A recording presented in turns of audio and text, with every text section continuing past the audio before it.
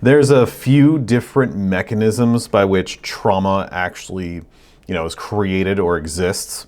But one of the biggest ones is when you experience trauma, a piece of your soul is cut off.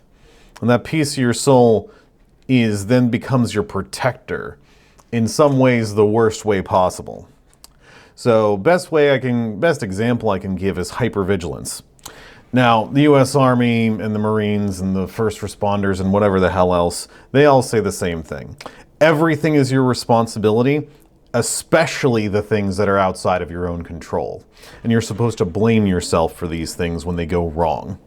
And they do this because they want everything in your control, at least everything as in control as humanly possible.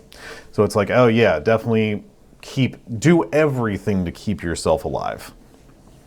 It's kind of the same thing. Let's say you experience some trauma of some sort of violence or some sort of event that just some sort of physical danger. Your judge becomes a guard dog. You become hypervigilant. You become at yellow alert, looking for threats all the time. So much so that relaxation feels like letting your guard down. People with severe trauma can't go to sleep at night. Or if they do go to sleep, their mind is constantly active, constantly in nightmare mode, because they want, that part of your mind wants your mind to be active and be, a mouse's fart will wake you up, just in case there's a danger around there. And of course, it works that way. If you're hypervigilant, you'll never be caught out. You'll never be surprised by a predator. Or at least that's what your mind, or what your protector side, your hypervigilant side is trying to say. Now, this of course burns yourself out and you don't go to sleep at night and all of your relationships start to fall apart in your hands. Now there's a solution to this.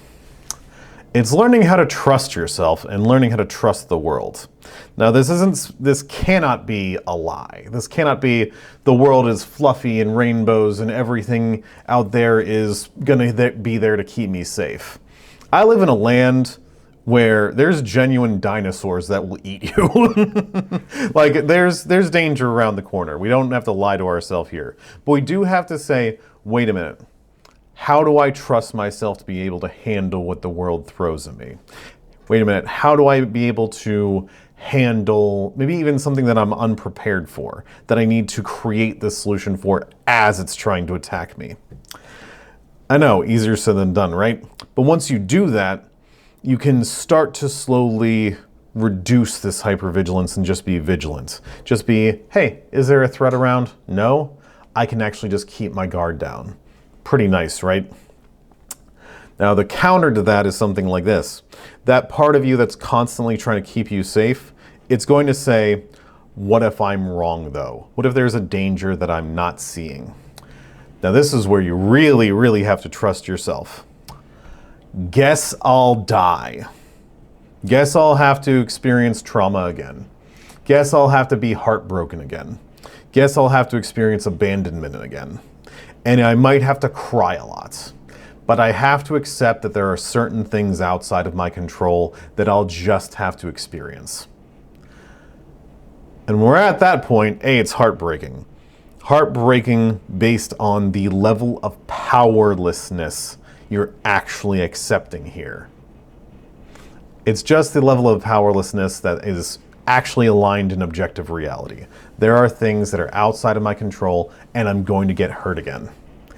And once you get to that point, once you cry about it and experience all the terror of that, then you can say, okay, now I don't need to be constantly vigilant. I don't need to be taking on responsibility for the things that are happening to me that are outside of my control. Now I can finally relax, maybe even forgive myself.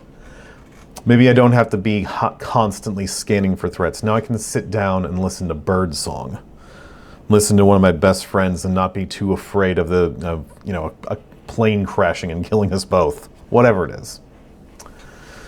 So this is just one mechanism by which trauma happens and that you can slowly reintegrate that part. Instead of making it a guard dog, just keep it as just another part of your soul. Yeah. If you need help working on that, integrating that part that kind of fights you, kind of drives you up the mountain with a whip, then maybe it's time to see someone like me.